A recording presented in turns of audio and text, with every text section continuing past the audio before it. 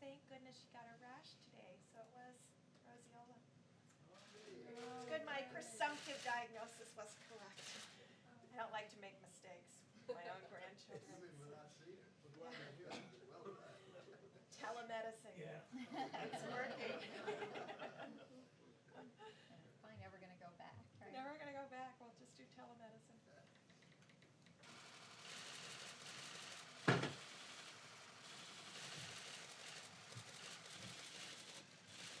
Thank you very much.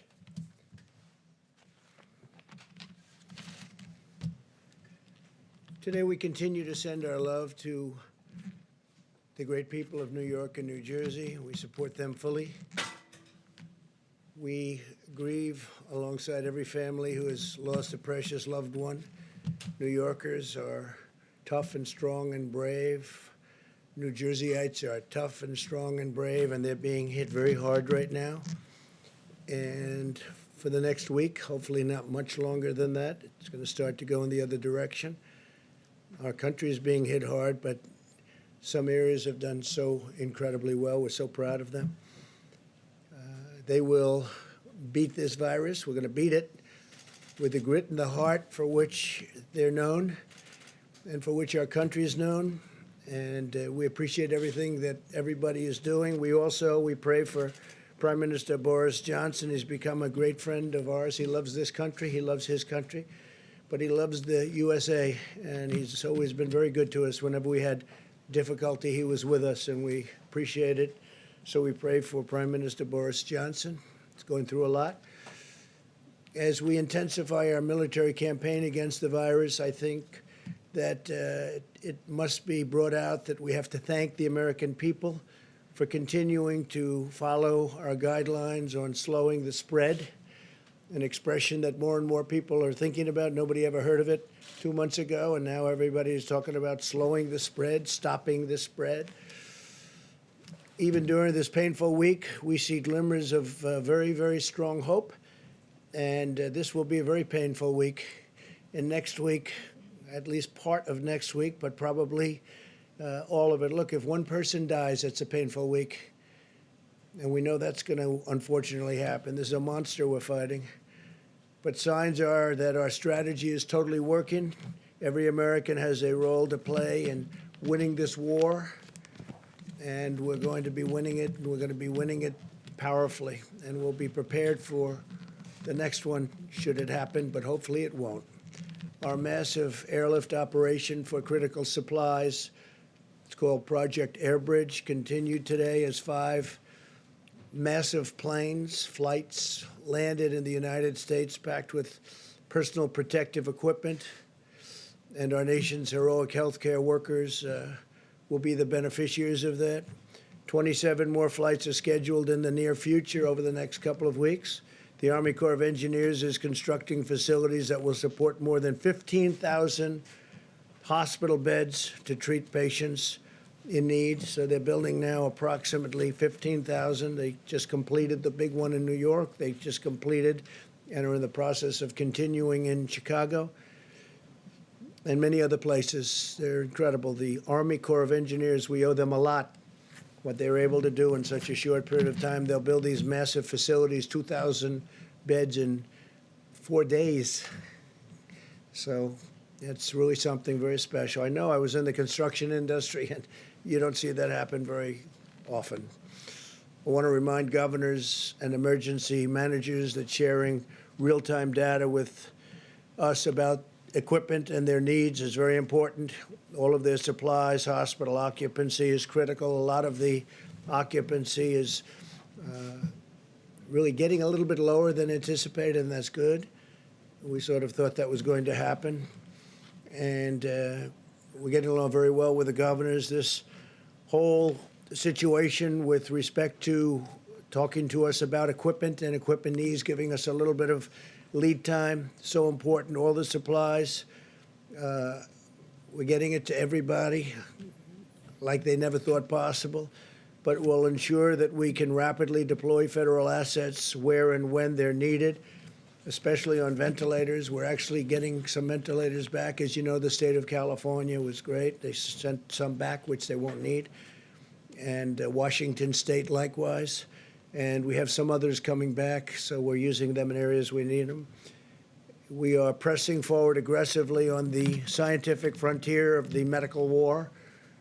The companies I've spoke to, the four leading, I call them the genius companies. They're doing incredibly well with respect to cures and also with respect to a vaccine that's going to protect us, totally protect us. And they have some great potential. It's going to take a little while yet, but they have some great potential, some great early results. And the governor's been working hard, and we are working hard with the governors. There's been great coordination, especially over the last little while. We're giving them a lot of equipment, a lot of ventilators, but a lot of equipment of all types. And I will protect you if your governor fails. If you have a governor that's failing, we're going to protect you. But the governors are working well with us over the last period of time. Today, in our stockpile of ventilators, and again, we need the stockpile so we can immediately move them from place to place wherever the monster hits. It's a monster. We have 8,675 ventilators right now in stock, ready to move.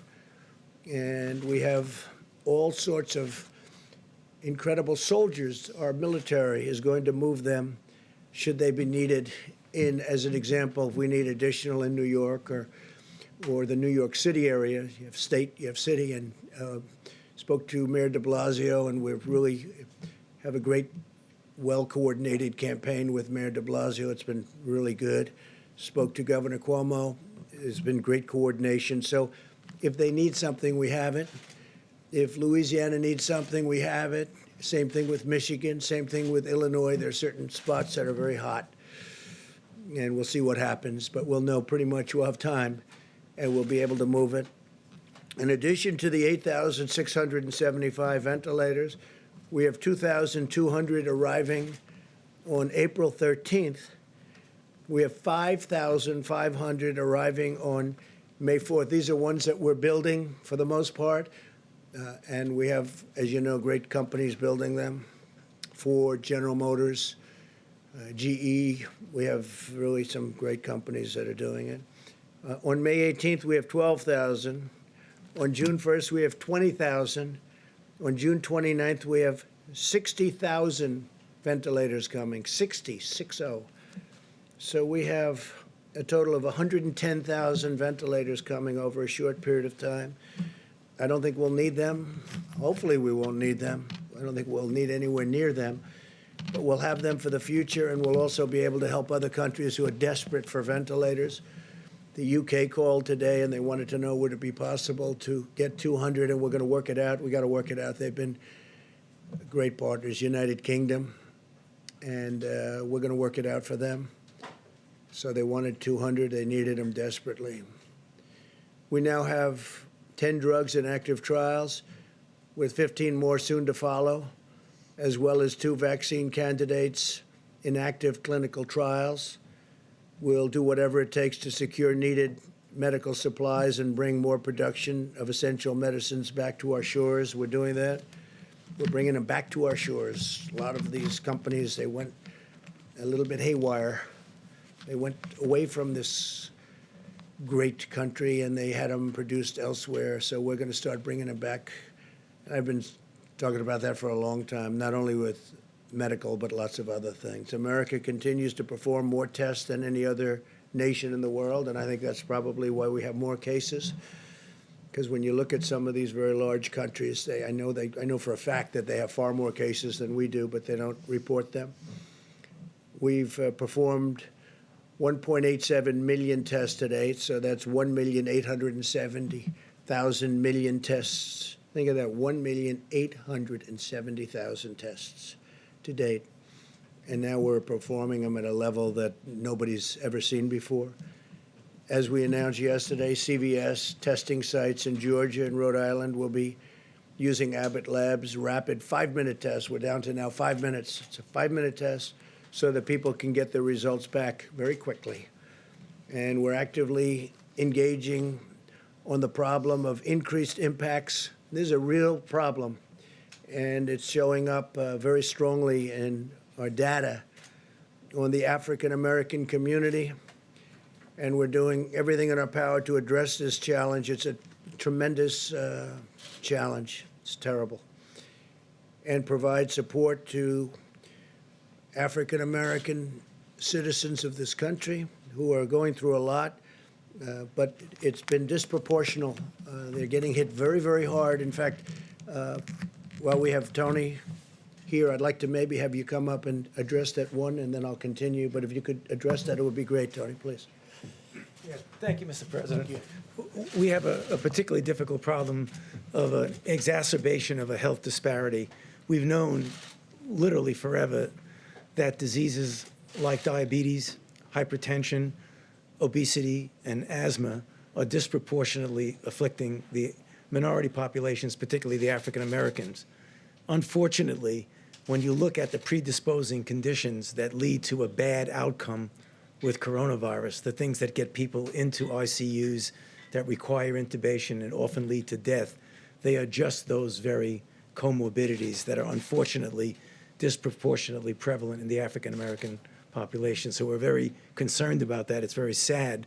It's nothing we can do about it right now except to try and give them the best possible care to avoid those complications. Thank you, Mr. President. Thank you very much. And Tony, I think you're going to have some pretty accurate numbers over the next few days, right? But they are they're very nasty numbers, terrible numbers. In total, 1,200 Abbott machines, Abbott laboratories have been fantastic, have been shipped now nationwide.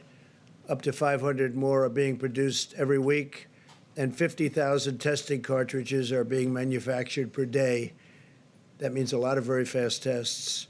No nation in the world has developed a more diverse and robust testing capacity than the United States. We're dealing with other nations, helping them out because the testing is very tough for them, and our tests are very accurate. A lot of tests are out there, and they're not accurate at all. In fact, some of the tests, you don't have a clue what's going on. So we're working with other nations trying to get them help also. At a time when many Americans are experiencing increased stress, anxiety, and personal loss, we must also ensure that our country can meet the mental health needs of those struggling in this crisis. There are people struggling. They're struggling. And some people are getting to know each other, frankly. Some families are getting to know each other on a positive note, but there are a lot of people struggling. On Thursday, I'll be speaking to leaders and advocates from the mental health organizations all across our country. And we are going to be talking about resources and tools that we'll make available to them. They need help, and it's a big problem. When you take something where it was the most successful country in the world, still is, the whole world is shut down. Think of it, we're down to numbers that are incredible. As I said yesterday, I think it's 182 countries right now. 182 countries are under attack by the scourge, by this virus. But as we wage medical war on the virus, we're also speeding economic relief to our people. It's incredible. We just had a meeting that was absolutely incredible with the banks. I spoke with leaders in the banking and finance industry about our efforts to help American workers and employers. As of today, small business has processed more than $70 billion in guaranteed loans and will provide much-needed relief for nearly 250,000 businesses already. So we are going to be providing tremendous amounts of money to the small businesses of our country who have been absolutely clobbered, and they'll be keeping open, and they'll be paying their employees, and they'll be all set to go. We're going to have a rocket upward. I want to thank David Solomon, CEO of Goldman Sachs, Brian Moynihan, CEO of Bank of America, Gordon Smith, co-president, COO of J.P. Morgan Chase, Charles Scharf, CEO of Wells Fargo, Michael Corbett, CEO of Citigroup, Al Kelly, CEO of Visa, Michael Miebach, CEO of MasterCard, Noah Wilcox, CEO, Chairman of Grand Rapids State Bank, and we had numerous others also on the call, and I just appreciate them. We're way ahead of schedule, by the way. We're way ahead of schedule. The Paycheck Protection Program has been incredible. So based on the incredible success of the program, I'm announcing that I'll be asking Congress to provide an additional $250 billion for the Paycheck Protection, which will help keep Americans employed to facilitate a quick and full recovery. We're doing very well. We're looking very bipartisan. A lot of people want to do it, and the plan is amazing. You know, they're processing hundreds of thousands of loans, and this is the big banks that are doing it, the community banks. But the biggest banks right now in our country are doing it, and they're doing it for a lot of reasons. One of them is they want to help people. The WHO, that's the World Health Organization, receives vast amounts of money from the United States, and we pay for a majority, a biggest portion of their money. And they actually criticized and disagreed with my travel ban at the time I did it, and they were wrong. They've been wrong about a lot of things, and they had a lot of information early, and they didn't want to. They seemed to be very China-centric, and we have to look into that. So we're going to look into it. We give a majority of the money that they get, and it's much more than the 58 $58 million is a small portion of what they've gotten over the years. Sometimes they get much more than that. Sometimes it's for programs that they're doing, and it's much bigger numbers. And if the programs are good, that's great as far as we're concerned. But we want to look into it. World Health Organization, because they really are, they called it wrong. They called it wrong. They missed the call. They could have called it months earlier. They would have known. And they should have known, and they probably did know. So we'll be looking into that very carefully, and we're going to put a hold on money spent to the WHO. We're going to put a very powerful hold on it, and we're going to see. It's a great thing if it works, but when they call every shot wrong, that's no good. We're in the midst of a great national struggle, one that requires the shared sacrifice of all Americans. In recent weeks, it's been remarkable to see so many companies and organizations and individuals like the banks that I just told you about, biggest banks in the world. They stepped up to help small business. They're big business, small business. The small business will someday be the big business. But the small business is 50% of our economic strength. People don't realize when you add them up, but they just rose to the occasion. Everybody's rising to the occasion. It's been incredible to watch. To honor and celebrate the extraordinary examples of patriotism and citizenship, I'm asking Americans to use the hashtag America Works Together when sharing stories of how we're all working together, getting through this ordeal in a fashion that nobody would have ever thought possible. It's been incredible, and that's why the numbers are so far much better. We want to keep it that way. If you look at the original projections, if we did nothing, it would be disastrous. If we decided to do something, we closed it down, had no choice. It was a good move. That was a good move. The early China move was a good move. The early Europe move was a good move. We had a lot of good moves, but closing it down was a big statement. It was a big, important thing. But we're looking to have far fewer deaths than originally thought, and I think we're heading in that direction, but it's too early to talk about it. I don't even want to talk about it now because we just want to work, and I think that people are doing an incredible job. The doctors, the nurses, the firefighters, the police, all medical people, what they're doing, the bravery that they're displaying is just incredible. Every citizen should take immense pride in the selflessness and all of the courage and compassion of our people, the workers, the people that are working, and construction workers going into hospitals, knowing nothing about this problem other than it's dangerous, and they go in there to rebuild sections of hospitals, and you have people in really big trouble right next door. They know nothing about it. All they know is they're going to get it done. They're going to fix that wing so they can have more people in there. It's incredible. But this is a national spirit that won our independence and settled the frontier and explored the horizons of space, and that's what we're doing. I mean, this is all new territory. It unlocked the miracles of science, and we're doing that. I wish you could have heard the calls I had yesterday with these great companies that come up with cures to diseases, and the success they've had over the last 15 years is really amazing. So I just want to thank all of them. They're working very hard. They're working with UK right now, and the UK doctors, hopefully helping with their great prime minister. But these people are really tremendous signs of success are staring us right in the face. I think we're going to have something that's going to be great in terms of vaccines and in terms of everything else that they're doing. Just really helping us, helping the people of our country, and helping ultimately the people of the world. So I want to thank you all for being here. I will take some questions, and then I'm going to give it over to the Vice President, and they're going to go into great detail onto what we're doing and all of the successful supplies and medical equipment that we're getting. All of the ventilators, I've said it, but you can go over it in more detail if you'd like, but we're taking in and building thousands and thousands of ventilators, and they're very high quality. I said, you got to go for the quality, and these are quality companies doing it.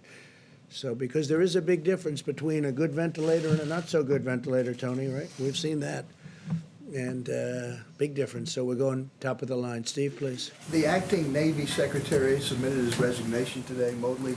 Why did that become necessary, and what role did you have in this, sir? Well, I had no role in it. I've heard, I don't know him, but I've heard he was a very good man. And the whole thing was a very unfortunate. The captain should not have written a letter. He didn't have to be Ernest Hemingway. He made a mistake, but he had a bad day. And I hate seeing bad things happen. Man made a mistake. But, you shouldn't be writing letters, and you're in the military. You're the captain of a great ship, and you shouldn't be writing letters and sending them to many people. And then it gets out to the media. And, the question is, how did it get out to the media? So there's a lot of bad things happened there. And I had heard he did because he didn't want to cause any disturbance for our country. So that was because he wouldn't have had to resign. I would not have asked him. I don't know him. I didn't speak to him. But he did that, I think, just to end that problem. And I think in really many ways that was a very unselfish thing for him to do. What should happen now to Commander Crozier, who left? Well, they're going to look at that. I think the Secretary of Defense, as you know, is Mark Esper, and he's very capable. And I think he's looking at that right now. They're going to just take it under regular Navy channels to see what they want to do. But he made a mistake, but he shouldn't have done that. And your secretary probably shouldn't have said quite what he said. He didn't have to resign, but he felt it would be better for the country. So I think it will end it quickly. Yeah, so, Mr. President, a couple on the economic front. The $250 billion that was added today, or will be added for the small business loan program, brings it to $600 billion in total. Do you think that figure is enough? Might there need to be more down the line? When you see hundreds of thousands of applications, don't forget they're for $3,000, for $7,000. Some for a couple of million. I guess one of the banks said a couple of million. So they're for different, very varying amounts of money. And there's a limit on the top, and then there's really no limit on the bottom as to what it might be. But it's really popular. It's hundreds of thousands of applications. They really like it. What I like is it keeps these companies together, these little companies. Just like we're going to help the airlines and the big companies, we're going to help the little companies. And the banks are running. Nobody's equipped to do a thing like that, but the banks are equipped. So the banks are doing it, big banks, small banks. We have many banks, community banks. And they're processing the loans, and they'll be able to watch it and make sure it's done properly. Talk today, sir, as well about potentially reopening the economy in the upcoming weeks. You mentioned the other day about a potential economic task force.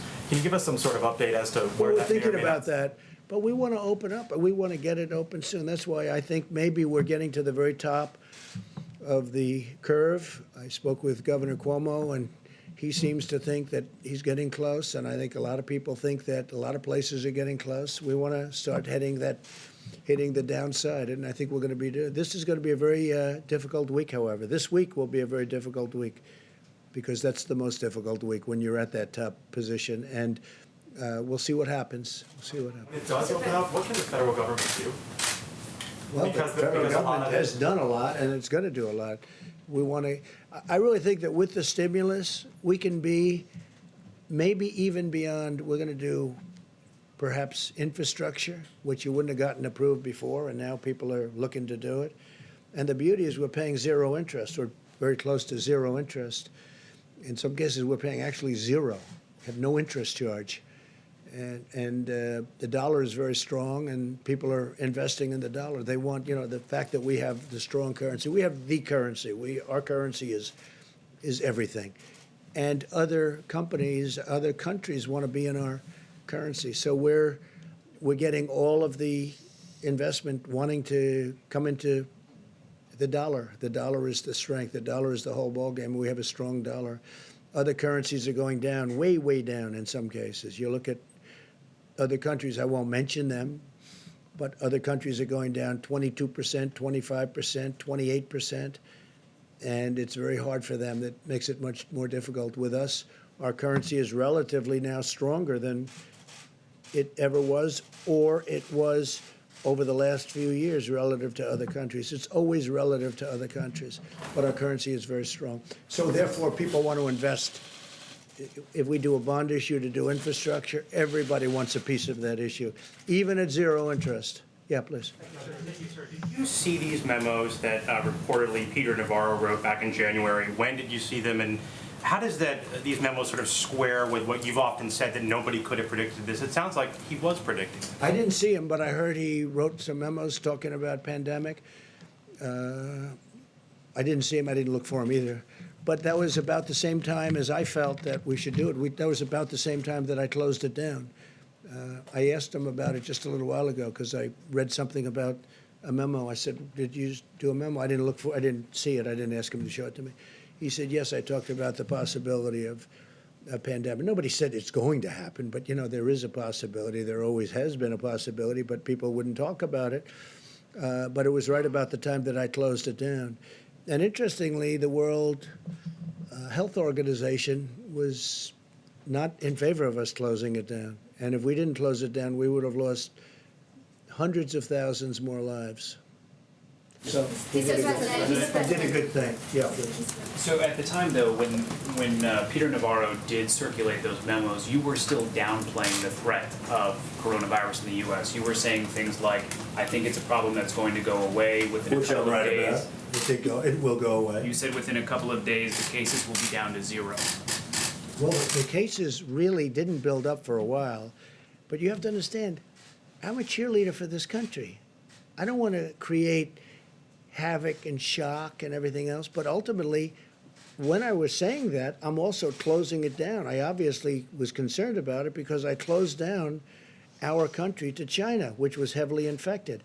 I then closed it down to Europe. That's a big move, closing it down from China and then closing it down from Europe and then ultimately closing it down to the UK.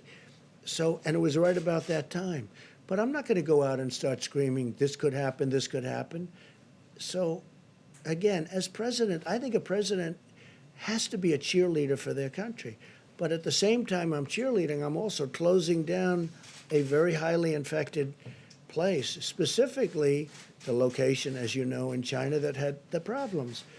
And we're closing it down, but we close it down to all of China, then we close it down to all of Europe. Those were big moves, and it was right about that time. Sir, just a quick follow-up, Mr. President. Did you just Mr. learn President? about this today? Say it? You learned about the memo today? I read about it maybe a day ago, 2 days ago. Do you feel like someone in among your staff or Peter Navarro himself should have told you about the memo No, earlier? it was a recommendation. It was a feeling that he had. I think he told certain people in the staff, but it didn't matter. I didn't see it, but I did. I closed it down. I don't remember it even being discussed. We had a meeting where there were a lot of people. Most people felt they should not close it down, that we shouldn't close down to China, but I felt we had to do it. And that was at almost the exact same time as the memo. If you had read the memo at the time, how would that have changed the steps you took or the I don't statements think it that would you have made changed around because that I time did. about the danger? I basically did what the memo said, and the memo was, the memo was a pretty good memo from the standpoint that he took, I guess. I didn't see it yet. He was saying that the U.S. warning that the U.S. could lose trillions of dollars and millions of lives.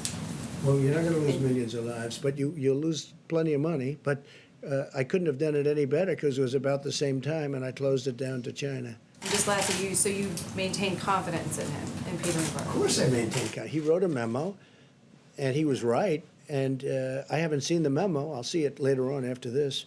But it didn't matter whether I saw it or not because I acted on my own. I guess I had the same instincts as Peter. Peter's a smart guy, and he's a good guy. And he's done a wonderful job. But he wrote a memo, and I guess he talked to various people about it. But ultimately, I did what the memo, more or less what the memo said, just about the time the memo came out. I closed it down. I took a lot of heat. The World, Health Organization was very much against. They didn't like it. They actually put out statements about it. In all fairness to Joe Biden, he called me xenophobic. Like, I don't like China. I like China. I like the Chinese people are phenomenal people. So I was called xenophobic. I was called racist. How could I do a thing like this? Now, since then, Joe said that he was wrong, and he said that I was right. But I closed it down, and I was called names by some of the morning show hosts who don't have a clue what they're talking about. They're not smart people. And I was called all sorts of names when I closed it down to China. Now they try and hide that, the tape of them saying terrible things. But that was a great decision. If I didn't do it, if I didn't do that, we would have had hundreds of thousands more people dying. Yeah, please. You talked a lot about the WHO, and I was wondering, Dr. Fauci had discussed them earlier, so if I could ask you a question about... Well, he respects the WHO, and I think that's good, and he's worked with them for a long time. But they did give us some pretty bad play calling. They've also, I think, given lots of countries in the world accurate coronavirus testing that's been central to your guys' data modeling and so on. That I don't know. I can only say that with regard to us, they're taking a lot of heat because they didn't want the borders closed. They called it wrong. They really called, I would say, every aspect of it wrong. So it's until the funding freeze I'm not happy about it. Look, we fund it. Take a look. I mean, go through step by step. They said there's no big deal, there's no big problem, there's no nothing. And then ultimately, when I closed it down, they actually said that I made a mistake in closing it down, and it turned out to be right. But at the time, they did that. So we're just going to take a look at it. We fund it, and they seem to be, I said recently in social media, I said they seem to be very China-centric. That's a nice way of saying it, but they seem to be very China-centric. And they seem to err always on the side of China. And we fund it, so I want to look into it. Yes, please. Thanks. A quick follow-up on that. So is the time to freeze funding to the WHO during a pandemic? No, maybe not. I mean, I'm not saying I'm going to do it, but we're going to look at it. You did say that. We give a tremendous, no, I didn't. I said we're going to look at it. We're going to investigate it. We're going to look at it. But we will look at ending funding. Yeah, because you know what? They called it wrong. And if you look back over the years even, they're very much, everything seems to be very biased toward China. That's not right. I wanted to follow up. You talked about African Americans and how they've been disproportionately affected by the coronavirus. Seems to be, unfortunately. Do you plan on requiring the CDC, any federal agencies or state agents, public places doing tests and private companies doing tests to collect that data on the race of the people being tested and the race of the people being treated and the outcomes? Well, we're just seeing tremendous evidence that African Americans are affected at a far greater percentage number than other citizens of our country, because we're dealing with our country. Now we're looking at it from a worldwide standpoint. Tony Fauci is looking at it very strongly, but these numbers have started to come out, and they're very strong, and they're pretty obvious. I mean, You will release that Seema, would you like to publicly? talk about that for a second, please? I think one of the things that we're going to be doing with our Medicare data is to do that analysis. We're going to look back at the last month or so and look at, related type illnesses going forward. We now have a code for coronavirus, so we can actually stratify by demographic information, so we can look at race as a factor. We can also look at what the underlying health issues are as well. So we'll be providing that data very shortly, but we will be doing that analysis. We're working on that very hard. This is something that's come up over the last, I hadn't heard this, and then over the last few days, this has come up more and more. And I don't mean by a little bit. I mean many times. It's a real thing. Now, we want to find cures. We want to find therapeutics. We want to find vaccines, because that will solve everybody's problem. But why is it that the African American community is so much, numerous times more than everybody else, and we want to find the reason to it. And Dr. Fauci, Seema, both of them, and others are working on this, and they're going to have very good, I would say over the next, in less than a week, I think you're going to have very good statistics. Couple of Do days, something 2 days. specifically aimed at those communities that are being hard hit, those black communities that Well, are we're being hard helping hit. them a lot. But what's happening is we're trying to find out why is it that it's 3 and 4 times. Now, maybe that's not going to be the final number, but why is it 3 or 4 times more so for the black community as opposed to other people? It doesn't make sense, and I don't like it. And we're going to have statistics over the next probably 2 to 3 days, okay? Mr. President, you said, Please, in the back. Thank you. I'd like to ask a question on behalf of myself and a colleague who couldn't be here due to social distancing. Thank you. Who are you with? Who? With Hearst Newspapers. I'm the print cooler today. Thank you. Some banks are only providing Paycheck Protection Program loans to clients with whom they have existing banking relationships. And you spoke to banking CEOs today. I wonder if you'll ask them, these lenders, to accept applications from all small businesses, Sure. not just the businesses with whom they have existing Okay, they'll be doing that, relationships. but we're also working with small community banks, so they will be doing that. It's a question I've already spoken about. I mean, in many cases, they have long-term relationships with thousands of companies. I was amazed to see how many, you saw the number of applications. It's hundreds of thousands. It's a lot of work. But I did ask that question, and they are working on that. Yeah. Thank you. And my second question from a colleague is Congressman Jerry Connolly, a Democrat from Northern Virginia, told the local DC CBS station that you personally requested the CARES Act stimulus bill be stripped of $25 billion for the Postal Service. Connolly claims that unless the USPS gets that $25 billion, the agency will be run out of money by June. He accuses you of hastening the demise of the Postal Service. Could you respond to that, please? I'm the reason the Postal Service has lost billions of dollars every year for many, many years. I'm the demise. This is the new one. I'm now the demise of the Postal Service. I'll tell you who's the demise of the Postal Service. So these internet companies that give their stuff to the Postal Service, packages, and I don't know why they're not, I don't run the Postal Service. You have a group of people, so-called independent people, and they run it. But these packages are, they lose money every time they deliver a package for Amazon or these other internet companies, these other companies that deliver. They drop everything in the post office. They say, you deliver it. And if they'd raise the prices by actually a lot, then you'd find out that the post office could make money or break even. But they don't do that, and I'm trying to figure out why.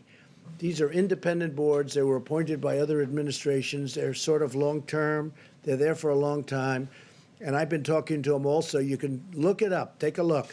They have to raise the prices to these companies that walk in and drop thousands of packages on the floor of the post office and say, deliver it. And they make money, but the post office gets killed, okay? So they ought to do that, and we're looking into it, and we've been pushing them now for over a year. And you know that because you've seen the stories. I'm pushing them.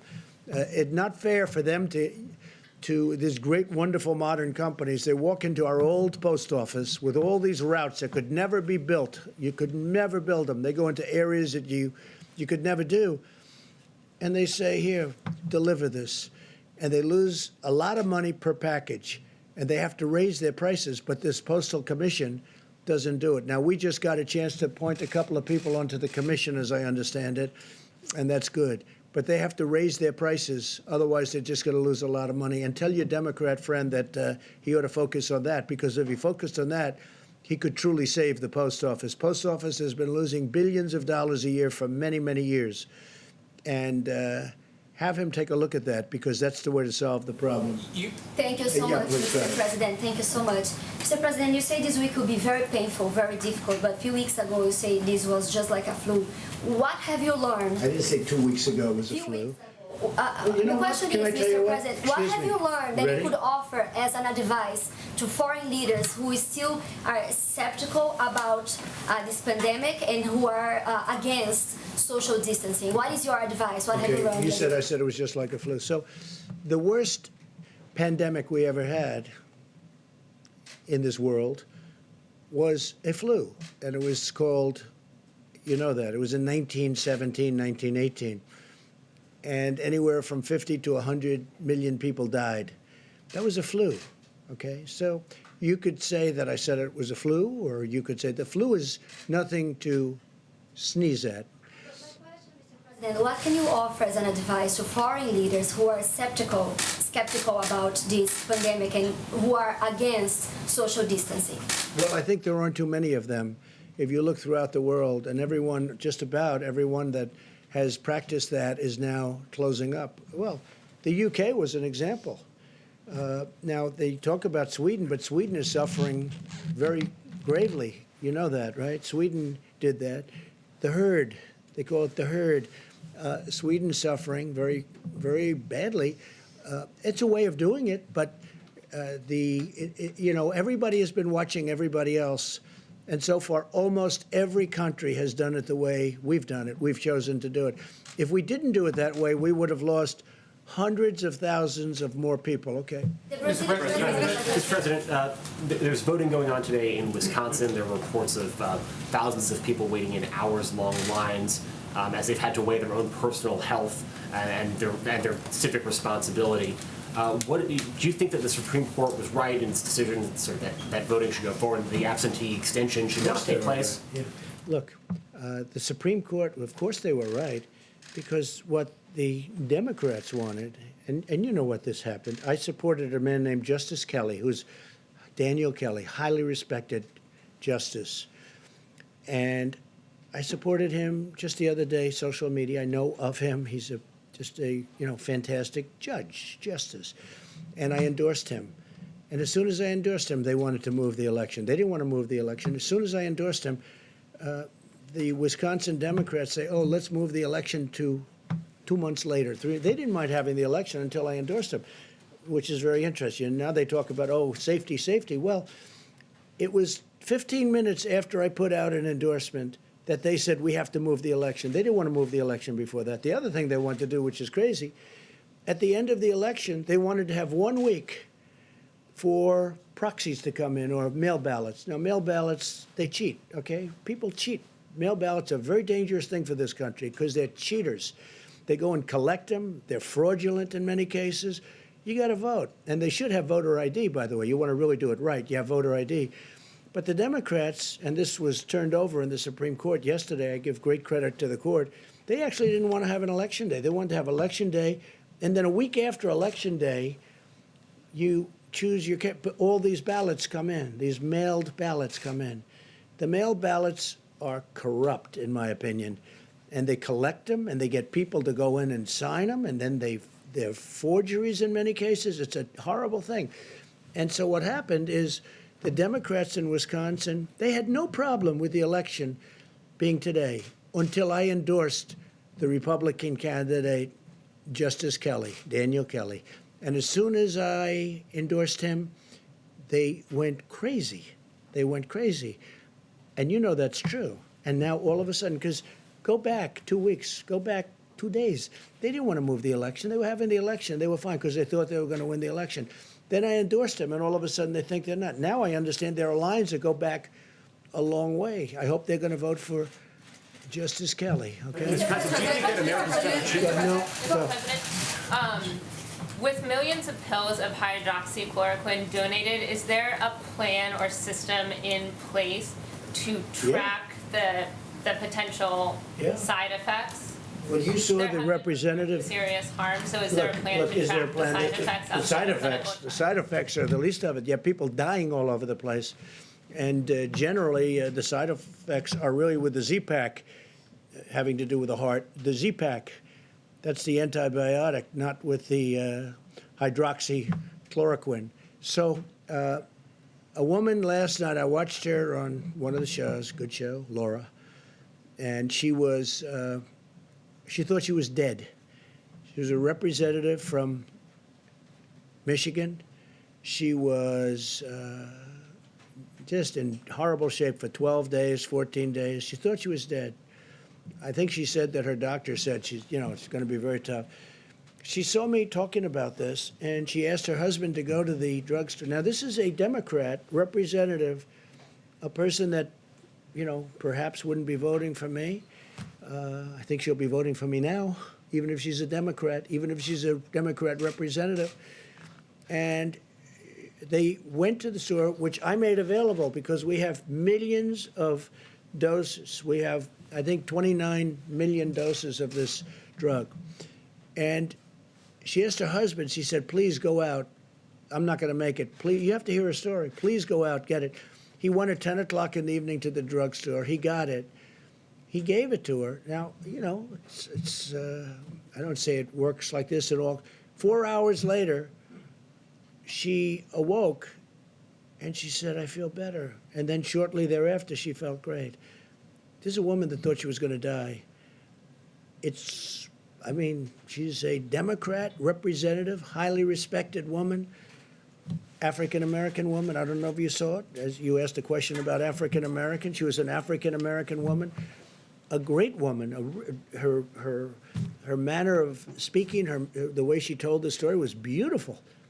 I asked my husband to go and get it. He got it. She is now okay. She was interviewed last night on television. And she thanked me. She thanked me even in a tweet. She said, I want to thank President Trump. He saved my life. Look, I don't say that happens with everybody, but that's a beautiful story. There are many of those stories. And I say, try it. Okay, please. If you're in trouble, if you're going to die, and you're going to die, you're not going to die from this pill. Now, there could be some side effects, but the side effects is really more so from the Z-Pack. Those side effects? No, doctors have to recommend it. I want doctors. I'm not a doctor. I'm just saying we hear great results. And some people say, let's go to a laboratory, let's test it for a couple of years. And we got people dying in this country and all over the world right now, not in a couple of years. They're dying. As we speak, there are people dying. And I really think it's a great thing to try, just based on what I know. Again, I'm not a doctor. And I say, get a physician's approval. And they have physicians in these hospitals, great physicians, brave physicians. They also say it's good for the hospital workers to take them, that it's keeps it away, keeps it out of your system. I don't know. But there's a lot of good examples. And, we have a 1,500 case study going in New York, and it's almost complete. So it'll be very interesting to see what happens. Go ahead. Thank you, sir. But I appreciate that woman. She was great. You have to see it to believe it. The way she spoke, it was like a miracle. And this was not a fan of mine, but she's a fan of mine now, and I'm very honored by it. Go ahead. Thank you, sir. Can you talk about your decision to remove Glenn Fine from the Pandemic Response Accountability Committee? And does that move and some of the criticism you've leveled at IGs, how does the American public have confidence that there'll be oversight? Well, we have a lot of IGs in from the Obama era, and as you know, it's a presidential decision. And I left them largely. Changed some, but I left them. But when we have, reports of bias, and when we have different things coming in, I don't know Fine. I don't think I ever met Fine. I heard the name. Wasn't it Obama? I heard the name. I don't know where he is. Maybe he was from Clinton. Okay, you check that out. Okay, maybe he's from Clinton. But we did change him. But we changed a number. We have about 7 nominations in, I believe. We put 7 very, very highly qualified people for the IG position. And, that's a decision that I could have made 3 years ago, and I could have made 2 years ago. And but we're putting in, not so much for him, we're putting in 7 names. I think it was 7 and they're going in now. Yeah. Mr. President, When you talk about the WHO being China-centric, what exactly are you talking about? Is it because China has underplayed how many I don't victims know. they've They had? seem to come down on the side of China. Don't close your borders to China. Don't do this. They don't report what's really going on. They didn't see it, and yet they were there. They didn't see what was going on in Wuhan. They didn't see it. How do you not see it? They didn't see it. They didn't report it. If they did see it, they must have seen it, but they didn't report it. Please, go ahead. Mr. President, just turning back to the voting in Wisconsin and those long lines, who will be responsible and who should be held responsible if people get sick after they voted? Look, all I did was endorse a candidate.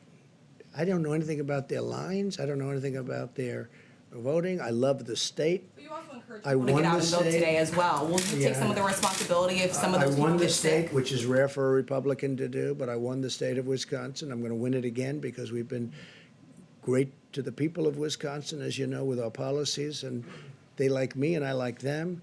But all I did was endorse a candidate that's highly qualified, very respected person, and all hell broke loose as soon as I did that. And then all of a sudden they want to change.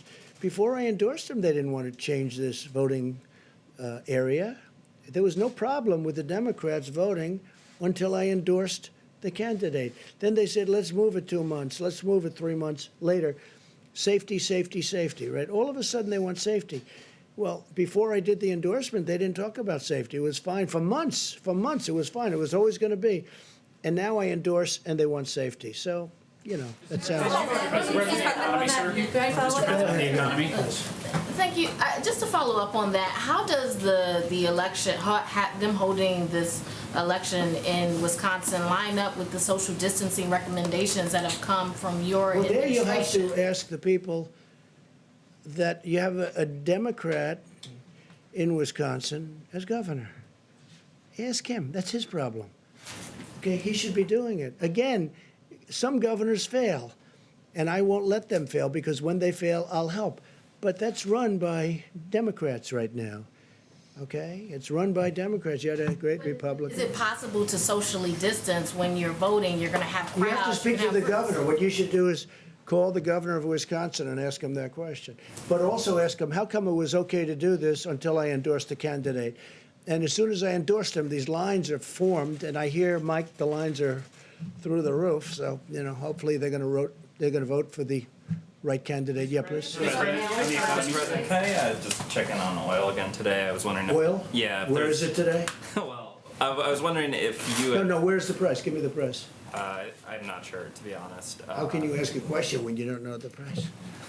I'll look it up for you. Okay, let me do somebody else then. Go ahead. So you were highly critical of mail-in voting, mail-in ballots for voting. I think mail-in a few minutes voting ago, is but horrible. you voted by It's mail corrupt. in Florida's election last month, didn't you? Sure, I could vote by mail for that. How do you reconcile Because I'm that? allowed to.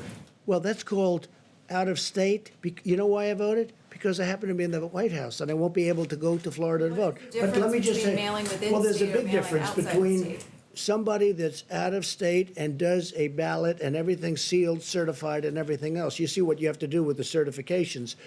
And you get thousands and thousands of people sitting in somebody's living room signing ballots all over the place. No, I think that mail-in voting is a terrible thing. I think if you vote, you should go. And even the concept of early voting is not the greatest because a lot of things happen. But it's okay. But you should go and you should vote. I think you should go and you should vote. You look at what they do, where they grab thousands of mail-in ballots and they dump it. I'll tell you what, and I don't have to tell you, you can look at the statistics. There's a lot of dishonesty going along with mail-in voting, mail-in ballots. You've encouraged state officials to buy their own medical equipment. The federal officials are kind of swooping in and scooping up those orders. How are you ensuring that it's being distributed fairly? And is there Well, more we're transparency? getting great prices on equipment. We're getting great prices on equipment, and we're helping the states. And the governors are very thankful. Mike Pence had a call yesterday with every governor was on the call, and it was like a love fest. They're very happy. I don't know if they tell that to the press. Some of them don't. Some of them will never say good to the press, but they know we've done a great job. Not a good job, a great job. Because state officials are widely saying No, I think sometimes it does. And what we say is, let us know, and we will immediately drop out of the bidding. Let us know, and we do that, and we drop out. Sometimes we tell them to drop out because we've got a good price. And then we'll deliver it to them. How do you ensure it's Yeah, go ahead, behind, please. Go Yes, ahead. thank you, Mr. President. No, not you. In front, please. Some states have had trouble with getting accurate death counts, particularly because of lack of testing or no uniform. Did you see death counts? Yes, because of lack of testing and no uniform system to put that into. When you say death counts, I think they're pretty accurate on the death count. Somebody dies, I think the states have been pretty accurate. But if there's no testing. That's a big deal, what you're just saying. No, the death counts, I think they're very, very accurate. I do say this, I think if you look at China and if you look at some of these very large countries, when you talk about cases, number of cases, I would be willing to bet they have more cases than we do, but they don't do the testing like we do. But you look at, you look at some of these certain countries, and I would be willing to bet a lot that they have more cases. But we're more accurate, and our testing is done very accurately, and we've got a good process. Did you have one? Yes, please. Mr. President, you have been very consistently supportive of a payroll relief tax. Payroll? Payroll relief.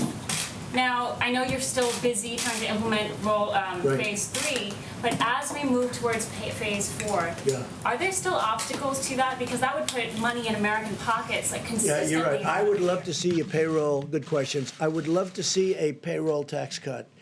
And I think on behalf of the people, it would be quick. Now, it's a longer term, it's a longer time because it's over a period of a year or whatever you want to make it. But I would love to see a payroll tax cut. There are many people that would like to see it as a permanent tax cut, payroll tax cut. What is stopping it from? Well, the Democrats right now are stopping it. What are their reasons? I don't know. I don't know. Maybe they think it's good politics to stop it. But you'd get a lot of people, a lot of money immediately. The payroll tax cut would be a great thing for this country. I would like to have it regardless of this. But this would be a fantastic time to have the payroll tax cut. The Democrats are stopping it, but I don't think they're. I think there's a certain flexibility. I think it's something that we should do, both for business and the people. But this would get money into the hands of small business immediately, money in the hands of people, the workers and people, immediately, and it would be over an extended period, and it would be simple to do. It's so easy to do. It's a great tax cut, and I'd love you to speak to the Democrats, and let's get it done. So I'm going to give this now to Vice President Pence, and they're going to go over some very good statistics with everybody, and we'll have a couple of answers on that, because we're working very hard on the African-American community with respect to what's going on, because it's not good. I don't like it. And we're going to have some very good statistics, Tony, I think, over the next couple of days. So thank you all very much. Thank you.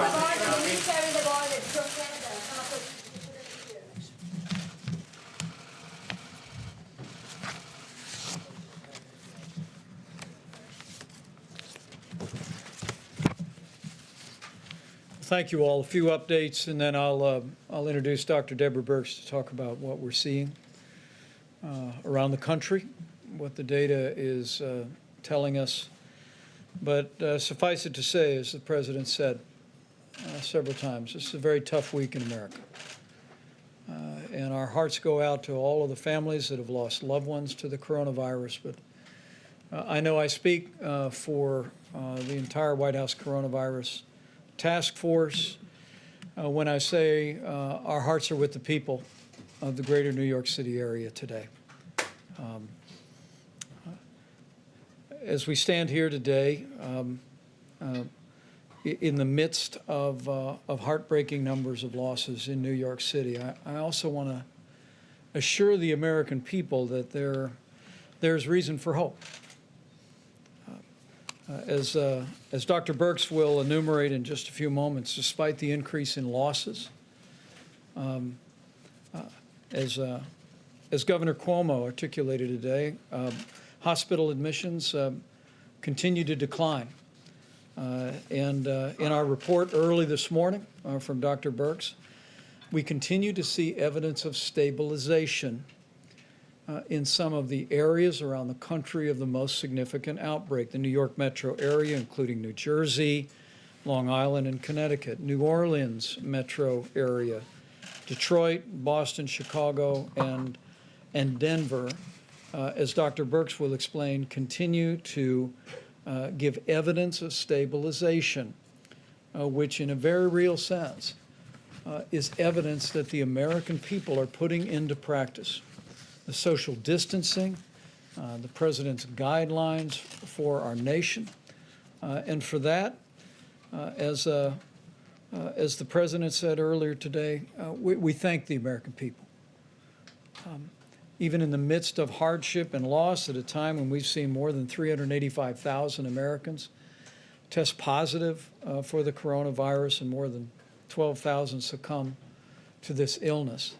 The evidence that Dr. Birx will describe to you will show that the American people know our future is in our hands. And so as I begin, allow me just simply to continue to urge every American to put into practice the guidance you're receiving from your state and local authorities. Take it to heart, take it seriously, share it with your family and your friends, and know that you're making a difference, America, because you truly are. Today, for my part, I spoke to over 500 small business owners in a conference call, and there I heard about their enthusiasm for the Paycheck Protection Program. And that call took place before the President had the Secretary of Treasury indicate our interest in acquiring another $250 billion for that program. As of this morning, more than $60 billion in forgivable loans that would cover 2 months of paychecks at small businesses had already been distributed, and the number is going to grow literally by the day. We also had a very productive call today with some other American heroes. You know, we all have in our hearts and in our minds our healthcare workers, and I'll speak for a moment about the supplies and resources that we're working to provide for all of them. But right below our healthcare workers are all the people that are working in critical infrastructure around the country, and some of the most important people are working in food supply. I mean, from the farmers and the ranchers to our processors, to our distributors, to our truckers, to our grocers. Americans are keeping food on the table for our fellow Americans. And let me begin by just saying what I said to some of the most prominent CEOs of meat and grain industry companies in the country, companies like Tyson Foods and Hormel today. Not just these companies, but to all the hardworking people working in food supply today, thank you. Thank you for what you're doing to keep those grocery store shelves stocked. Thank you for showing up for work every day and working hard to keep that food supply rolling in America. You know, it was more than 5 weeks ago that the President brought in all the grocery store leaders in the country, and there he received a commitment that no grocery store in America would close, and they haven't. But it's been these heroic Americans, from the farm to the fork, that have made it possible for Americans to have one less worry, and they are truly inspiring heroes. That being said, I did hear from the industry today that there have been reports of some plants having reduced capacity because of people having concerns about exposure to the coronavirus. In fact, over the last several days, there's been some incidents of worker absenteeism, and some plants have actually been forced to close temporarily. And so on behalf of the President, on behalf of our entire team, and on behalf of a grateful nation, let me just say to all of you that are working in the food industry at every level across the country, just understand that you are vital. You are giving a great service to the people of the United States of America. And we need you to continue as a part of what we call our critical infrastructure to show up and do your job, and know that we're going to continue to work tirelessly in working with all of your companies to make sure that that workplace is safe. With that being said, let me talk about the other heroes that we always mention at this podium today, that Dr. Birx and Dr. Fauci invariably mention, and that's our healthcare workers. At the President's direction, we've been working tirelessly, literally around the clock, to identify resources around the country and around the world to make sure our healthcare workers have the support that they need.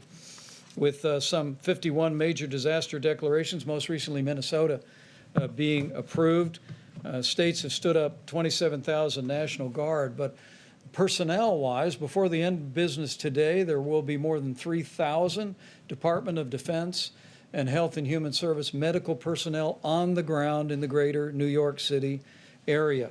And those people will be redeployed once that region of the country moves through the coronavirus epidemic in that area. And we salute those extraordinary patriotic Americans for stepping forward to bring real relief to our healthcare workers. With regard to equipment, Admiral Polovchek reported to the task force throughout the course of the day today that we have continued to distribute ventilators across the country.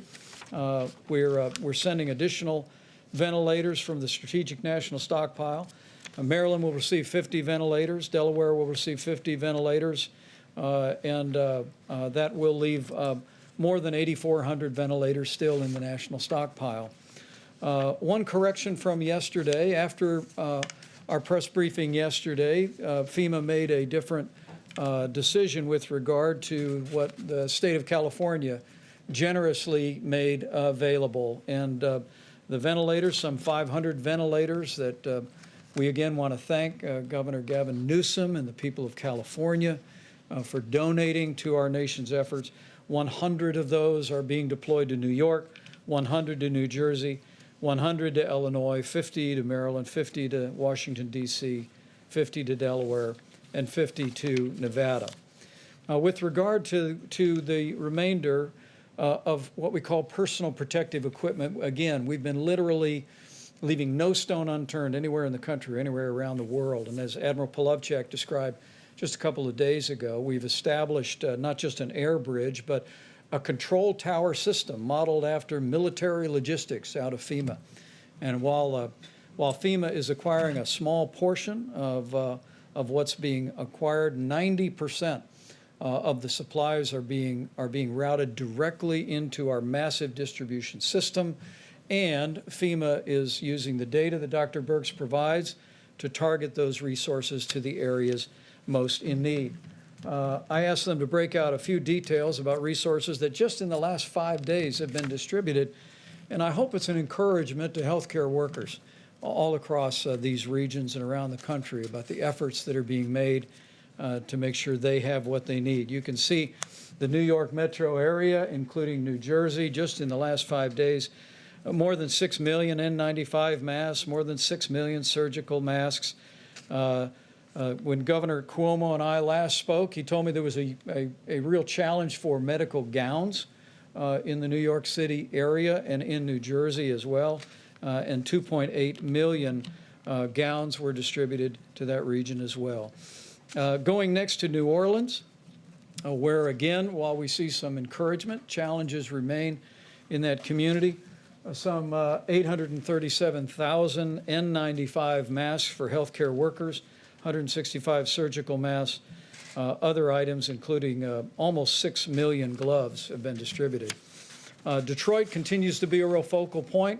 We're working closely with Governor Gretchen Whitmer as well as Mayor Mike Duggan to meet the needs of healthcare workers in Detroit. Just in the last 5 days, 1.6 million N95 masks have been routed into the healthcare system in Detroit, nearly 700,000 surgical masks, and 24 million gloves, just as a portion of what's displayed. And in the Chicago metro area, which we continue to focus on each and every day, more than 1.7 million N95 masks have been routed into their healthcare system, 900,000 surgical masks, 25 million gloves. I share these details in the hopes that healthcare workers looking on will be encouraged. At the President's direction, we are making every effort to make sure you have the resources you need to do your job, to do it safely, and to go home safe to your family, even while you provide that extraordinary and courageous care that our healthcare workers are providing literally around the clock in the midst of the coronavirus challenge. The last slide is just the cumulative numbers that we have distributed, and I'm happy in a few moments to answer any questions about that. Again, the system that we have in place is one that is essentially infusing our major distribution networks with millions of items And then FEMA is directing on a day-by-day and oftentimes hour-by-hour basis where those resources are most needed. And we'll continue to do that as the coronavirus makes its way through these communities and through communities that are very much on our watch list today. Let me just lastly say that, again, I want to thank the American people for stepping up and doing your part. We continue to be overwhelmed with one story after another where people are doing social distancing, where people are looking after one another, where they're checking in with a phone call to an elderly friend, a family member, to make sure they're okay. I mean, we are on the front end of 30 days to slow the spread. And I will tell you, as a non-scientist up here, that I see glimmers of hope in the early numbers that we're seeing come out of the greater New York City area, New Jersey, even New Orleans and Detroit and Chicago. There does appear to be, as Dr. Birx will explain in more detail, there does appear to be evidence of leveling, evidence of progress. But this is exactly the time for all of us to redouble our efforts to do everything each and every one of us can, not just to protect our own health and that of our family and our loved ones, but to do our part to ensure that we lessen the impact of the coronavirus on America as a whole, but even more importantly, that we lessen the impact on lives by ensuring that we do our part to make sure that no one that is vulnerable is unnecessarily exposed to this virus. With that, let me yield to Dr. Birx and then Seema Verma and Dr. Fauci, and we'll take all your questions. Thank you, Mr. Vice President. So hopefully you can see from those numbers that we've taken a data-detailed approach, really bringing the power of granular data to the supply chain and moving supplies based on really what you would call burden of disease and need. If I could just start out by not just going to the numbers at the beginning, but really talking to the community of health advocates, to the community that works on the social determinants of disease and the communities of the historic Black colleges and universities. We really need to improve messaging, and I'm asking them to help us increase the messaging around this. We don't want to give the impression that the African American community is more susceptible to the virus. We don't have any data that suggests that. What our data suggest is they're more susceptible to more difficult and severe disease and poorer outcomes. And we really need to make sure that every household is aware of what it's going to take to protect the individuals in that household that have pre-existing conditions. We could call on the indigenous nations, the real tribal leaders, to also be working very closely to protect the elders of their communities. We know this is more difficult in multi-generational households, and it's really going to call for really unbelievable attention to details of hand washing and protecting others from each other, particularly if you don't feel well. This is really a call to action to the communities to make sure that we get messages appropriately out there so that everyone understands what it's going to take for us all to protect one another. And we know it can be done because we can see these changes. I wanted to go through the numbers at a high level so you understand why particularly these supplies went to these areas to begin with. We talk about attack rates or the cases per population. So in the New York, as a state, they have 7 cases per 1,000. This is the highest in the country. In New York City itself, it's closer to almost twice that in New York City. New Jersey is 4 per 1,000, Louisiana 3 per 1,000, Massachusetts 2 per 1,000, Connecticut 2 per 1,000, Michigan 1.5 per 1,000. The District of Columbia and the Baltimore area now 1.5 per 1,000, and we're watching them very closely. Pennsylvania 1 per 1,000, but we're concerned about Philadelphia.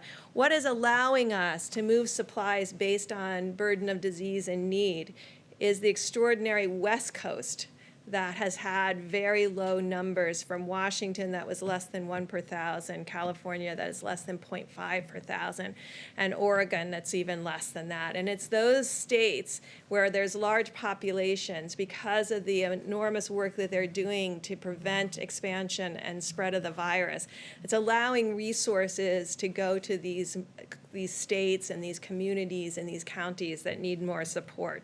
And so this kind of data analysis is allowing us to make very intelligent decisions about need, but also really understanding what's happening across the country in the development of the curves, as you have heard about.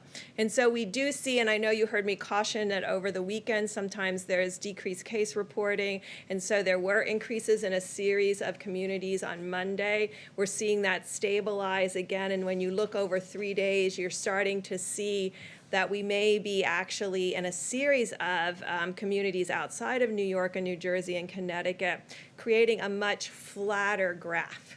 A much flatter curve. So you saw New York and the increase, and then you saw, we're hoping, as Governor Cuomo and the mayor has described, that they're getting to a steady state where the next outcome is going down. But we see across the country, in Detroit, in Chicago, some real, not this extreme going to 7 cases per 1,000, but really staying in the more 2 cases per 1,000 and a different curve parameter then. And it really shows the amazing, amazing activity of every American in those cities to really ensure that there's social distancing, and really importantly, to ensure there's less socialization between households, and really ensuring that the household really remains independent and protected, and not really at this moment going out into the community or socializing anywhere but a virtual way on computers, by Zoom, by FaceTime. And I think we can really see that in the data, and it's really given us great heart. I want to finish by really talking to my laboratory directors, because you're extraordinary and you've done an amazing amount of testing. Those nearly 2 million tests that we're getting to, those were all done in the last 2 to 3 weeks. But we do have excess capacity. So if all the lab directors could look in their laboratories, if they have an Abbott M2000, if they could get that up and running, we could double the number of tests that we're doing per day. That is a high throughput. The machines are throughout the United States. There's hundreds of them.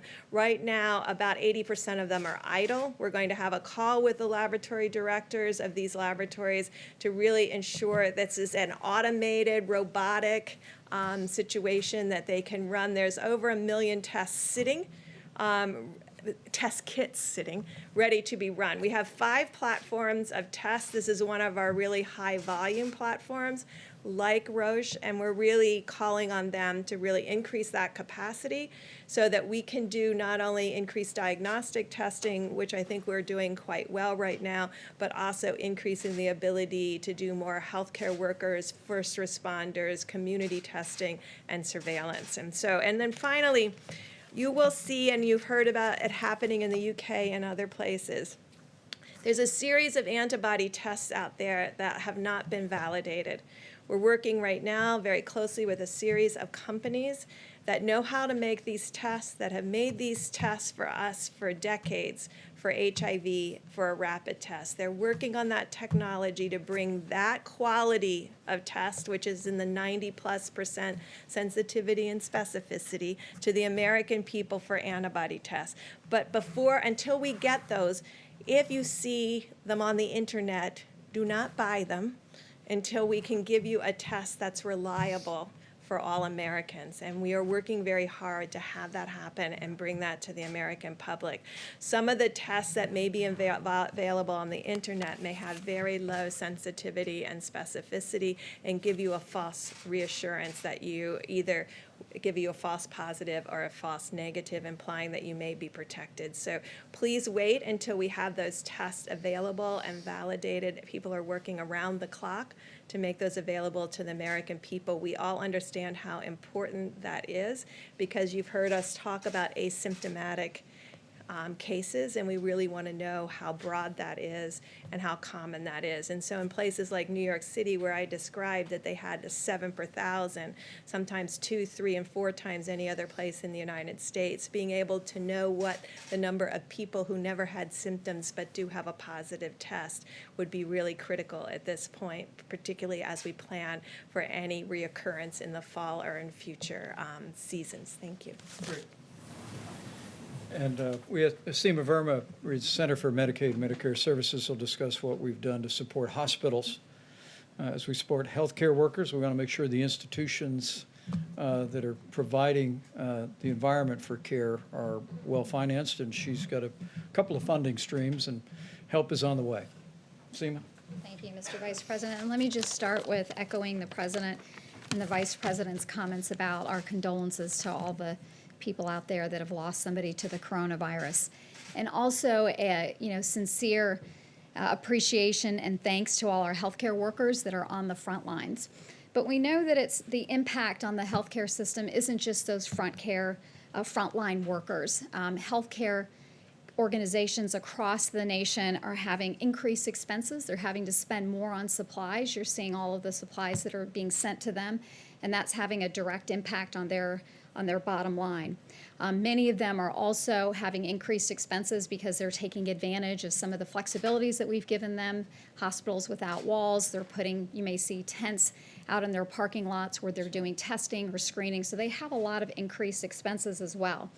Other healthcare organizations are not performing essential surgeries or other services. A lot of them are moving to telehealth, and that represents lost revenue for these healthcare organizations across the country. And so the President has asked us to address this issue. About 10 days ago, we put out something called accelerated payments that we do in the Medicare program, and it allows us to advance payments to providers based on their historical Medicare revenues that they receive. So just in 10 days, we've been able to provide payments to providers. We had about 25,000 requests. We've processed about 70% of these. It's happened in about 5 days, and the total on that is about $34 billion that we've managed to put into the healthcare system. But those are essentially loans. The President has asked us to go further with this and to start the implementation of the CARES Act. That provides $100 billion to the healthcare system. You've heard Secretary Azar talk about the focus on some of those dollars going towards the uninsured, but the President wants us to accelerate getting those dollars out. And so this week we will be putting out another $30 billion, which are grants. This is going to be based on Medicare revenue. There are no strings attached, so the healthcare providers that are receiving these dollars can essentially spend that in any way that they see fit. Also, this is going to be done in a very easy, simplified way. For many of our healthcare providers, we actually do direct deposit with them, and so those dollars will just go right into their bank accounts. For other providers, all it's going to require is some very simple registration, and we'll be able to give them that money as well. So we're expecting that to happen this week. The other thing to note is that this is not a first-come, first-served basis. Because we are basing this on their Medicare revenue, they will get these dollars. So even if it takes a few days, there shouldn't be any panic in the system as well. The other thing to recognize here is that our priority was on getting these dollars out as quickly as possible. We heard that from the many healthcare providers across the country that weighed in on this. They said the most important thing was to get these dollars out as quickly as possible. But we recognize that in terms of getting these dollars out, because it's based on Medicare revenues, there are providers out there, pediatricians, children's hospitals, OBGYNs, even our nursing homes, that a lot of their revenue comes from other sources, Medicaid or other payer sources. And so those organizations will be addressed in the second tranche of funding, and we'll have a priority for these organizations and these types of healthcare providers. Also just want to say, so together between the loans that we've put out there with our accelerated payments and the $30 billion, that's about $64 billion for the healthcare system this week alone. And so I think, again, this is part of our effort to support the healthcare system, and also just want to, again, say thank you to all our healthcare providers out on the front lines. To all Americans, the best thing that we can do to support our healthcare providers is to adhere to those guidelines around 30 days to slow the spread. That is the best thing that we can do to support our healthcare workers. Thank you. Dr. Fauci, please. I just want to make a brief comment to get back to the discussion about the health disparities in the African American community, because it really is very important. And the reason I want to bring it up, because I couldn't help sitting there reflecting about sometimes when you're in the middle of a crisis like we are now with the coronavirus, it really does have ultimately shine a very bright light on some of the real weaknesses and foibles in our society. And as some of you know, the greater proportion of my professional career has been defined by HIV/AIDS. And if you go back then, during that period of time when there was extraordinary stigma, particularly against the gay community, and it was only when the world realized how the gay community responded to this outbreak with incredible courage and dignity and strength and activism that I think that really changed some of the stigma against the gay community, very much so. I see a similarity here because health disparities have always existed for the African American community. But here again, with the crisis, how it's shining a bright light on how unacceptable that is. Because yet again, when you have a situation like the coronavirus, they are suffering disproportionately. As Dr. Berg said correctly, it's not that they're getting infected more often, it's that when they do get infected, their underlying medical conditions, the diabetes, the hypertension, the obesity, the asthma, those are the kind of things that wind them up in the ICU and ultimately give them a higher death rate. So when all this is over, and as we've said, it will end, we will get over coronavirus, but there will still be health disparities, which we really do need to address in the African American community. Thanks. Well said. Questions for our panel, please. Yeah, for Mr. Vice President, and then a question for Dr. Birx as well. Sure. On the ventilator issue, with 8,400 of them in the stockpile and tens of thousands more coming, why are states like California and Washington needing to send ventilators to other states, and is that smart if they might need them later on? Well, I'm going to let Dr. Birx speak about what's happening in California and Washington because it is a real credit to the people of both states and the leadership of both states to see the progress that we've made. We continue to witness that the numbers where the outbreak began, we all remember when this first emerged in the Seattle area, the numbers continue to be steady and low. And what we've seen the governor of California do, what we saw the governor of Washington State do, and the governor of Oregon, where the coronavirus hasn't arrived to a large extent in Oregon, I think is in keeping with the highest tradition of the American spirit. And they are understanding what I think Americans are understanding more and more, that while we tend to think of this as one large curve in our minds when it began in our country, and we long for the day that it will end, and we want to hasten that day by putting into practice all these mitigation efforts. The reality is, what these experts have explained to this layperson is that what we're actually going to witness is a number of small curves that will cumulatively mean that curve. And for Oregon, for Washington State, for California to recognize where the need is, and then to partner with us and FEMA to make sure the resources are there at the time of the need, at the point of the need, I think is really inspiring. But Dr. Birx, do you want to speak to that?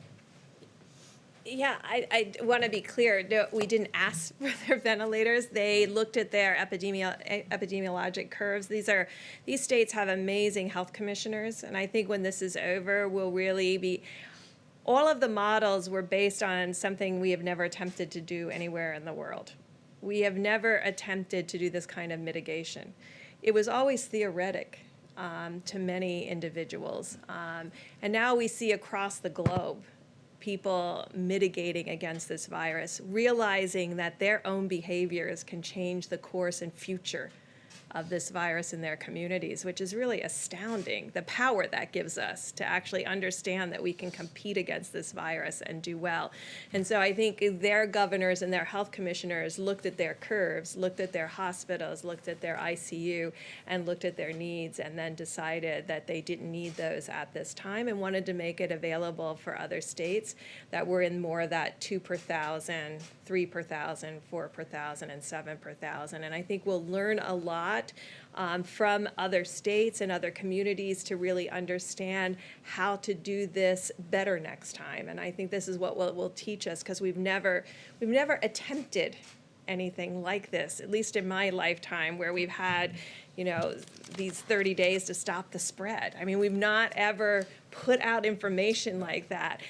So I think you heard the CDC director talk earlier today about in the models how different individuals thought communities would mitigate and the rate at which they would mitigate. And I think you can see that across the world, we're learning that when you give communities the information that they need to understand what's going on, and you're transparent, that communities can be part of the solution in a transparent and amazing way. And I think this kind of education and dialogue is always critical when you want communities. I think when I first started here 5 weeks ago, I said that we will win based on what the communities are able to do as a community of Americans. And I think we're all really deeply impressed about what they were able to do. So it's the governors who decided. The testing backlog, I just had a quick follow-up question on that. How close are we to getting into that 24-hour window you've talked about being very important? And then what is the status of the self-swab test? So we're tracking all of that very closely. I use my time here to appeal to people specifically, the health educators, the health advocates, because I know the power with them. But to my lab directors, I really need the Abbott M2000 online, because that means we can do an extra 100,000 tests a day. And there's enormous power in that. The ability to self-test, last time I had my test here, I self-tested, so it can be done. It's straightforward. It works very well with that rapid 5-minute test.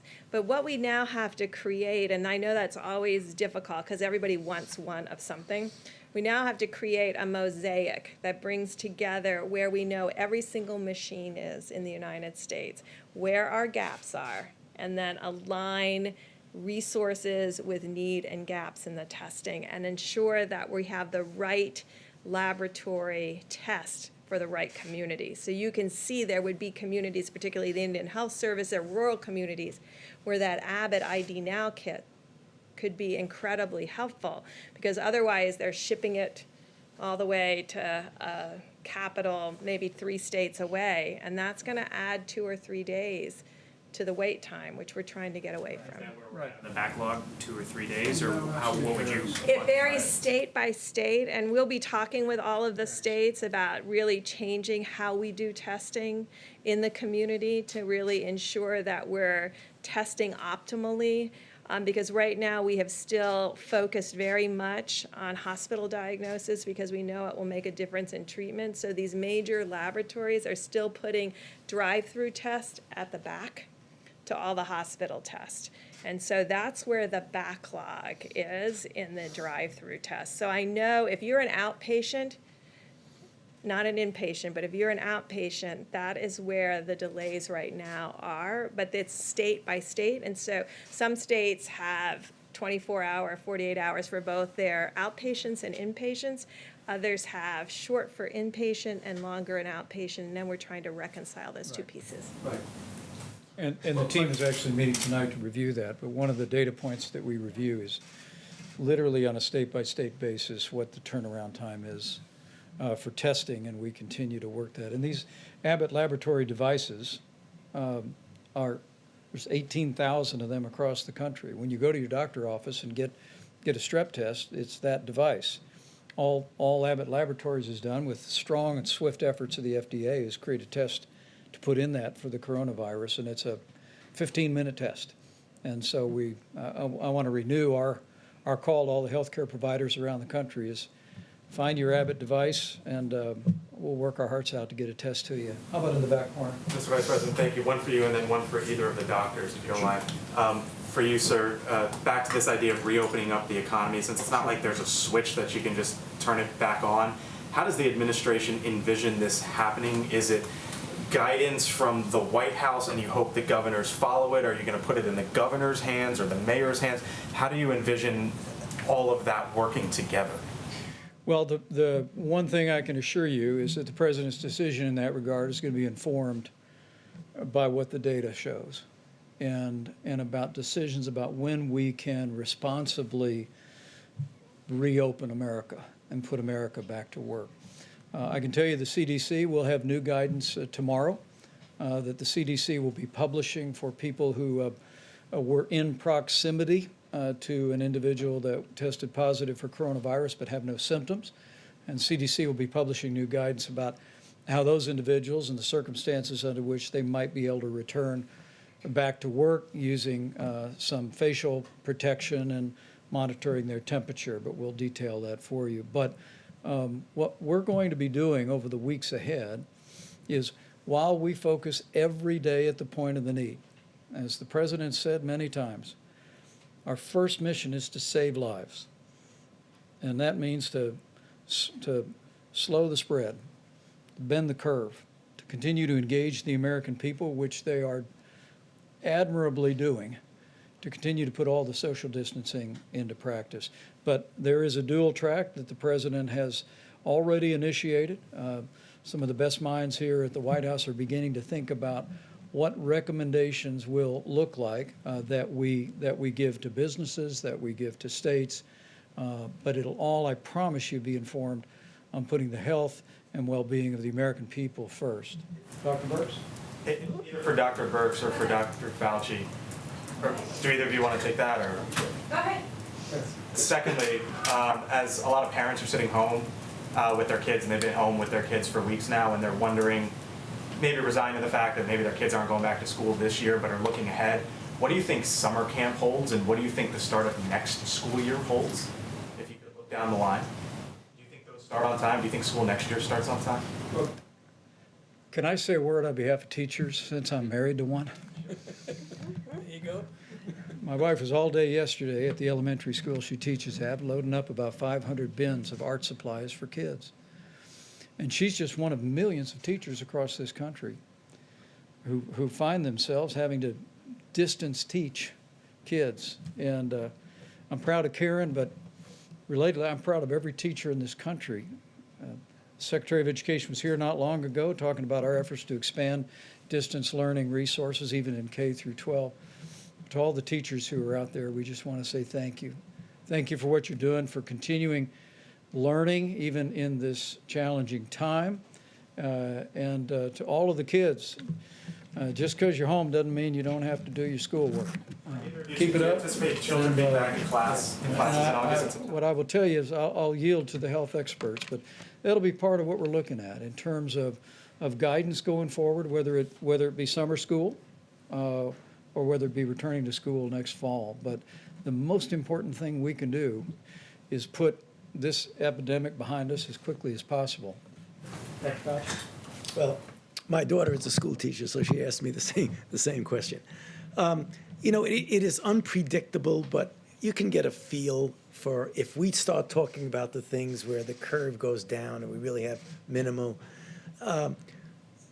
how we respond and what kind of a rebound we see or don't see, I think is going to have a lot of influence, probably more immediately on things like summer camps than it does in the fall.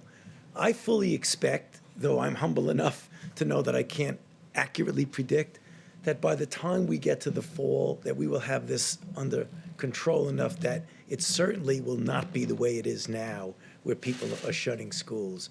My optimistic side tells me that we'll be able to renew to a certain extent, but it's going to be different. Remember now, because this is not going to disappear. So we're going to have in place the capability of doing the things that we talk about all the time on this stage, to identify, to isolate, to contact trace, number one. Number two, by that time, we'll have a better feel with the antibody test about what the actual penetrance of this infection was in society. How many people have actually been infected? Who's protected? If you have antibody, it's very likely that you're protected. Who's vulnerable? Do you treat vulnerables different than you treat the people who are protected? All of these things are going to go into the decision of just how much back to the original way we'd like it to be in the fall. Bottom line is no absolute prediction, but I think we're going to be in good shape. Dr. Fauci?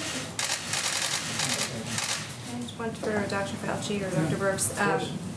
Can you talk about your concerns about deaths being misreported by coronavirus because of either lack of testing or standards for how they're characterized? So I think in this country, we've taken a very liberal approach to mortality. And I think the reporting here has been pretty straightforward over the last 5 to 6 weeks. Prior to that, when there wasn't testing in January and February, that's a very different situation and unknown. There are other countries that if you had a pre-existing condition, and let's say the virus caused you to go to the ICU and then have a heart or kidney problem, some countries are recording that as a heart issue or a kidney issue and not a COVID-19 death. Right now, we're still recording it, and the great thing about having forms that come in and a form that has the ability to mark it as COVID-19 infection, the intent is right now that if someone dies with COVID-19, we are counting that as a COVID-19 death. Can you be sure, you hear from coroners that that's not necessarily the case. Are you sure, how can you be confident about that? And is there any concern that it skews the data that you're trying to collect in terms of projections and things like that? Well, I think that would apply more to rural areas that may not have the same level of testing, but I am pretty confident in New York City and New Jersey and places that have these large outbreaks and COVID-only hospitals. I can tell you they are testing. New York and New Jersey together have, by proportion, are testing extraordinarily well as Washington State and Louisiana. So I don't see that there's been a barrier in testing to diagnosis. No, I think there's so much focus now on coronavirus that, particularly if you take New York, which we all know is having a disproportionately higher proportion of the burden of the entire country is right now in New York. I can't imagine if someone comes in with coronavirus, goes to an ICU, and they have an underlying heart condition and they die, they're going to say cause of death, heart attack. I cannot see that happening, so I don't think it's going to be a problem. How about one more? A question for Dr. Fauci on the virus hitting Black communities the hardest. These numbers are staggering. Louisiana and other states are reporting 40 to 70% of deaths are African Americans. Do you expect that pattern to continue nationwide? Some states have not even reported their data yet. I can't be confident to predict patterns, but the underlying reason why that is happening doesn't change from state to state. So you expect it to get worse? No, I expect that when African Americans get infected, given the disproportionate disparity of the underlying conditions that lead to complications like the ones I mentioned, I expect that we will still see the pattern that when you look at the proportion of people who get into serious trouble and die, again, it's going to be disproportionate towards the African Americans. I do expect that. And is the federal government now leading the charge in collecting this information from the states, and when will it be made public? Yes, the answer is yes. It will be public as soon as you get enough data to be able to make a meaningful statement. So can we expect this week or a couple of days? The task force has assigned that to several members of the team. We're assembling that data now. It is a great concern for us, and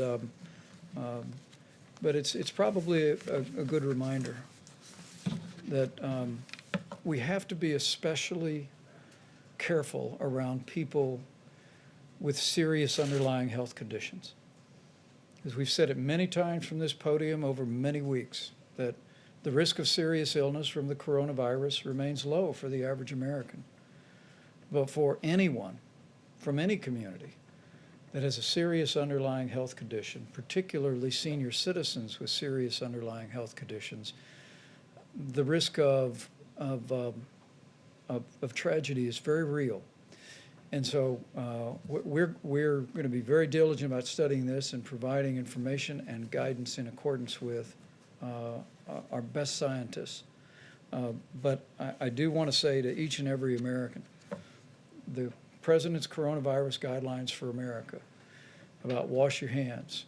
If you're sick, stay home. If you can work from home, if you're not in critical infrastructure like our incredible healthcare workers or all those heroic people working to keep food on the shelves at our grocery stores and keep medicine at the pharmacies. We We ask you to work from home if you can. Avoid unnecessary travel. Avoid gatherings of more than 10 people. Use a drive-through at a restaurant. Don't go in the restaurant. Not just to protect your health, but to protect those of every community, of every background in this country who may have underlying conditions that make them susceptible to tragic outcomes. That's how we can all do our part to slow the spread and to protect our most vulnerable. And the American people are doing it. And as we continue to do that, we will hasten the day that we put the coronavirus in the past and we reopen America and put America back to work. Thank you all. We'll see you tomorrow.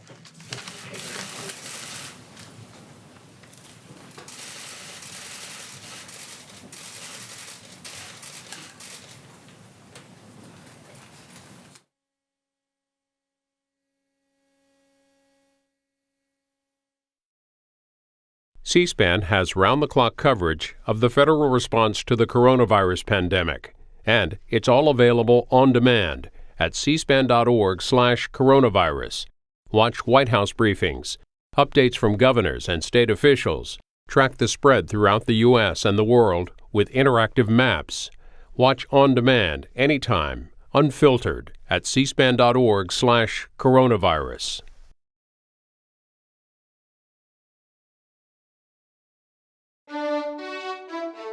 Tonight, a special evening edition of Washington Journal on the federal response to the coronavirus crisis. Join us at 8 p.m. Eastern with Cardinal Timothy Dolan of the Archdiocese of New York on the effect of the pandemic on American religious life and the Roman Catholic Church's response to the virus, and historian John Meacham on what history tells us about how the pandemic could play out in the U.S. Join the conversation about the coronavirus crisis